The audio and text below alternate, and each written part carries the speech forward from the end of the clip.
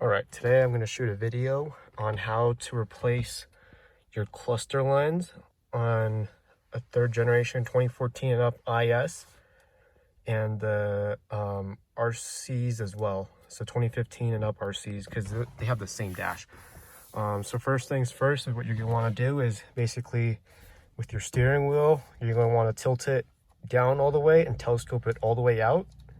And once you have it all the way out, then you can start prying some panels. All right, so with your door open, what you're gonna wanna do is take your finger, basically pull down this panel, and the same thing on the right side. Stick your finger in here and pull down this panel. There's nothing, this just clips holding these in, so they'll come out. So you get a good grip. So pull that down like that, and this down like that, and this will give you room to pull this upper cluster visor off. So once you have these down, what you're gonna wanna do is basically, there's these cluster visor clips. So this one right here and this one right here. What you're gonna wanna do is just yank on them, and this bottom piece is gonna start to come off, and that's gonna loosen everything else up here. Before you remove this, what you're gonna wanna do is take your finger and just basically pull this leather cluster piece off. This separates the cluster visor and the steering wheel trim.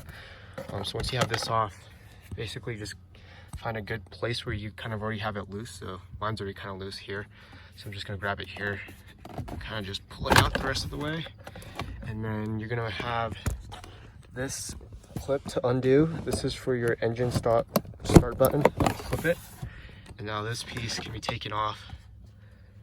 Set that aside, and then next you'll have 4 Phillips. There's 4 of them. What you're going to want to do is take those out, and once you get those out, the cluster will come out with it. Alright, so once you got these 4 screws out, it's best if you use a magnetic head driver or a socket that actually fits these, because these screws are somewhat tucked back there, so you just don't want to drop them.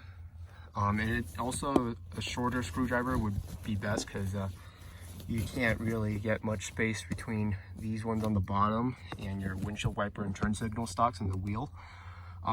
This next step is you're going to want to put some type of cloth or protectant down on your actual steering wheel and trim, because when you pull this out, you don't want to scratch this.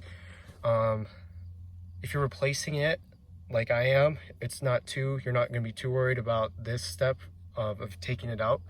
But when you put it back, you definitely want to have this here, or else you're going to scratch this trim piece. So what you're going to want to do is just basically pull it out, and it's going to come out, and then you got to just undo the electrical connectors in the back. So on the back, you're going to have 1, 2, 3 electrical connectors, and then you're going to have to undo this clip. So basically just take some needle nose pliers, squeeze this, and this retainer clip will come out, and this cluster will then come out. So with your needle nose pliers, just kind of reach in up here, squeeze it, and this retainer clip will come out.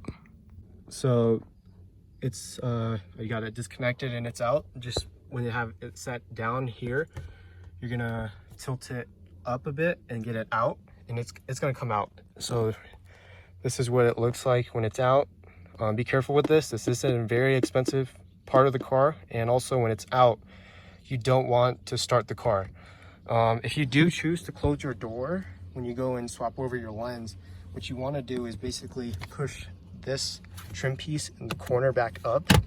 That way your door can close properly.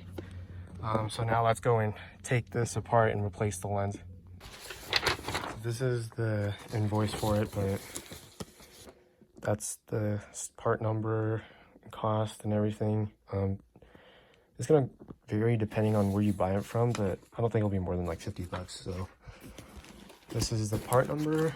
For reference, I have a 2016 Lexus IS 350. So you're gonna just make sure that when you go to the dealership and order it, you give them just your VIN number, because I'm pretty sure there's like 13 different variations just of this cluster lens. So you just want to give them your VIN so that they can give you the right class. So I just got it removed. To remove your lens, what you're going to want to do is there's these clips right here.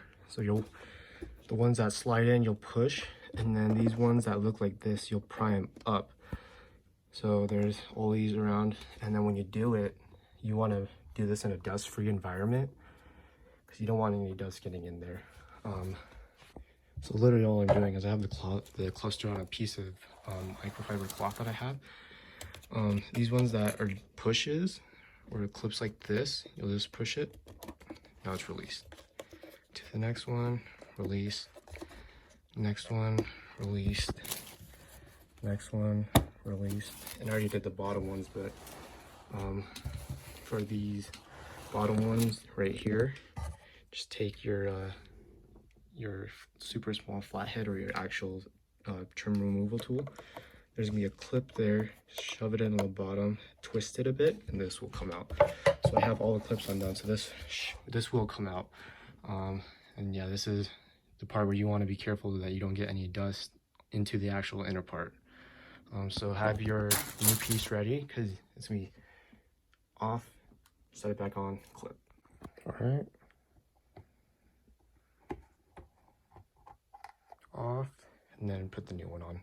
Once you have the new one on, just press down on all these clips and we'll seal it back up. All right, just gotta put it all back on, and then now we'll just go throw it back in the car. All right, so back in the car, if you did close your door and put this panel up, pull it back down, now you're gonna want to set this cluster face on this rag and plug your connectors back in. So now that you have all the plugs plugged in and this clip back in, now you can put it back into these slots, and there are clips to help align it, and then we'll put the screws in. So get it on these clips. The two outer ones are the clips that help align it. Put it on the clips, and then we'll put all the 4 screws back in now. All right, just got all 4 screws put back in. I guess one of these bolts is a ground because plug it in and all of my lights came back on. So yeah, now we'll just put everything back together, this upper part and everything. One thing I would recommend is if there are some smears, I'd grab a really soft microfiber cloth and kind of just wipe them. Anything that is like really coarse or soft, it actually even still scratches this, surprisingly. Poor quality in my opinion, but yeah, just use something really soft when you want to clean it, and you won't scratch it. All right, so I'm about to put this piece back in. Make sure you reconnect your start button before you align this, so that you don't forget to plug it in, because if you don't, then the car's not going to start. But put that in first, and make sure that these clips for the visor itself go behind like your actual trim piece down here, or else you're not going to be able to get this in. All right, and then when you go and push this in, make sure that your start-stop button cable is tucked behind this panel. And again, like I said, make sure that these get pushed behind this bottom trim piece on both sides. And then once that's in, simply just take your hand, just push in these clips, and then same thing on the bottom, that's in, and then connect your leather trim piece again to the column trim like that. Now that's in, and then this clip, what you're going to want to do is kind of lift it up a bit so it can clear the its spot, and then push it in. And then same deal with this one. If I can get it to, if I can find it. Oh, this one right here. Kind of lift it up, and then that will align. Just push it in. That's gonna be in. Same thing on this side. Just kind of take it, kind of align the holes for the clips, push it in, and you're done. Let's start it up.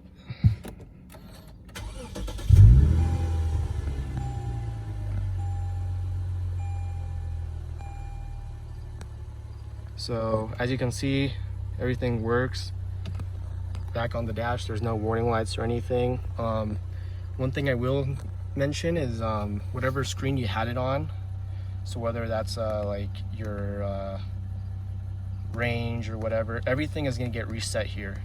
So your MPG is going to get reset, miles per hour is going to get reset, everything is going to get reset, but everything's going to work. The only thing that's going to, like I said, get reset is your MPGs basically, but everything works again. And now you don't have a scratched cluster lens. So I hope you guys appreciate this video. Like I said, on a DIY scale, I'll probably give it like a 2. It's super easy. It's just kind of cumbersome because, like I said, it is a pretty expensive part, so you don't want to be messing it up. And yeah, that's pretty much it. I mean, you save a good amount of money doing it yourself too. It's probably about $50 tops in parts, and then if you were to go to a dealership, I think I got quoted like close to $200 to do this, so you're saving about $150 and you get to do it yourself, and it looks killer when it's done. So I hope you guys enjoyed this video. Like I said, if this helped you, drop a like, and if you have any questions regarding this install, drop them in the comments. That's pretty much it. Thank you guys.